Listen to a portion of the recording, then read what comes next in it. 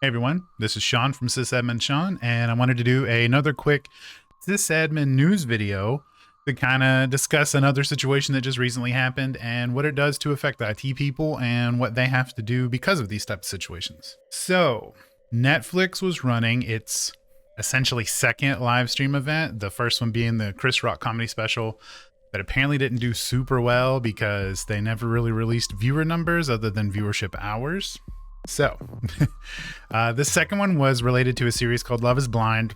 I've never watched it, no interest in it. I'm not really into reality TV. But this was a reunion special, and apparently a lot of people were really ready to see this and were very upset when Netflix kind of had an outage. What goes into doing these live streams is essentially a lot of people, a lot of time, and a lot of network equipment and video equipment and servers and all sorts of stuff. So there's tons of places where any number piece can break or cause a problem. There could be a single configuration issue, one piece down in the line that causes problems for everything else afterwards.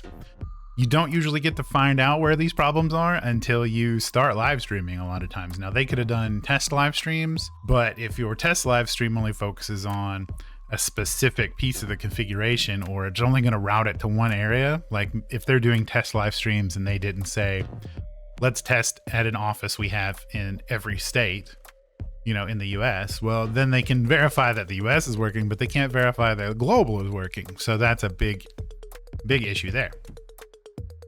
So some of the technology that's involved is a content delivery network, or CDN, which Netflix has their own called OpenConnect. And I'm putting a link down below that will explain from Netflix how this works. But the gist is basically you have a network, they have a network, they can send their data to you, but if they only have that one connection from their network to your network and to all the other networks, it's going to take forever for them to get data out. So what they do is they place these boxes. I've always called it a caching box at ISPs. A lot of college universities have them because a lot of students generate a lot of data and it eats up our bandwidth.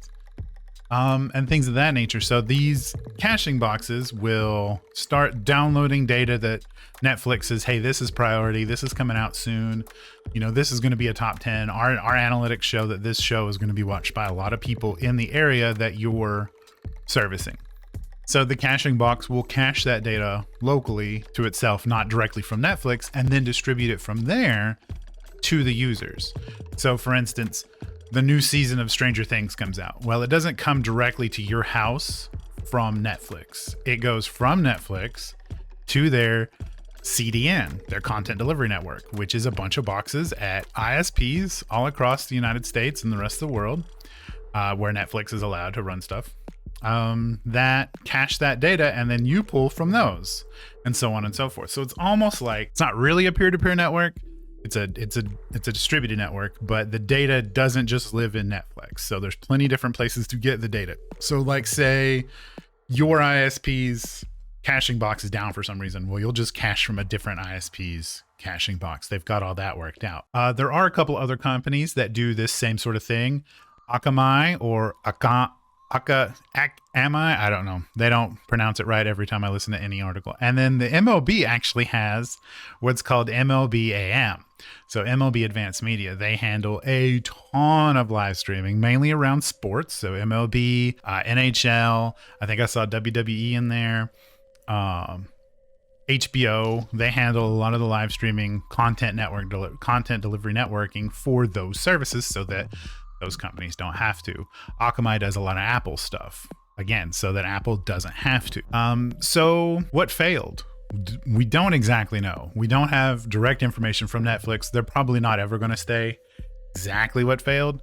Something just didn't go right for the live stream. So they recorded it and they put it up on regular Netflix later, and Netflix was fine, but the users were not. So, a lot of people on the internet, they said, it's DNS. It's always DNS. Even when it's not DNS, it's DNS, which is an IT joke for if something doesn't resolve or doesn't work right, check DNS first, because usually something's happened to DNS. Either a DNS server's down, a DNS replicator's down, a caching server's down. Check DNS. And it's usually pretty accurate. But it is also a joke. It's not always, but always enough.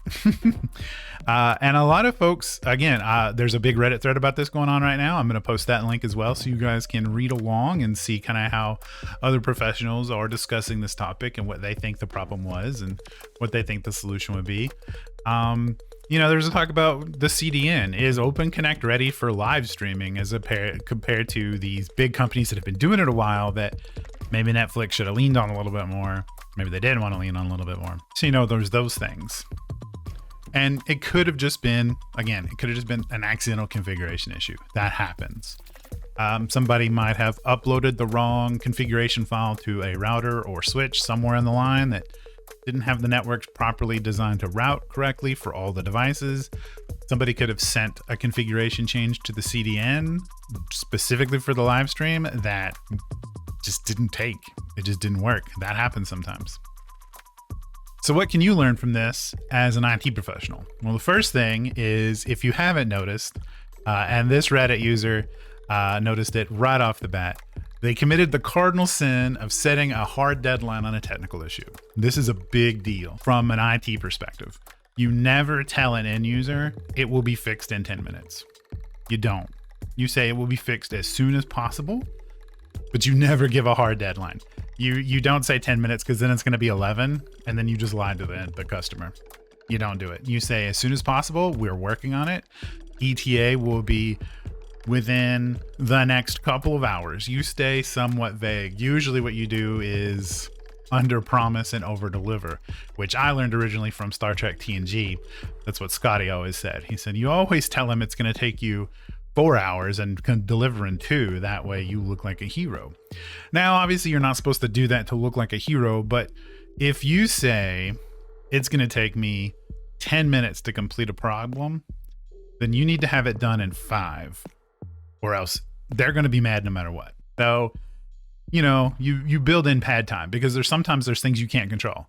So let's say I need to work on a problem that's only going to take 10 minutes to fix, but I'm working on that problem with 20 other people. I can't control those 20 other people. So there's a pretty big gap that could affect that 10-minute window that you don't want to be responsible for. So you say, we're working on it as soon as we can. I have to, rally the troops. I have to get a call going. I have to involve a lot of people. So time is of the essence, and we are aware of that, but people can only work at people's pace. End of story. So for more information about how a lot of the systems at Netflix work, if you're curious about that, there is an individual by the name of Gregg who basically worked for Netflix for a long time and wrote the book on performance optimization for Netflix. I will put a link to his website down below as well if you're really interested in streaming and CDNs and how all of this kind of stuff happens. And lastly, I will also be putting in what I hope is a meme post on our Kubernetes by a Netflix engineer that was having some trouble with his live streaming last night. Hopefully it's not real, because that would be really, really concerning. But it does seem kind of like it's a meme post, but we'll see what happens. But that's it for this one. And if you enjoyed it, don't forget to give a thumbs up and subscribe if you like the content, and we'll see you in the next one.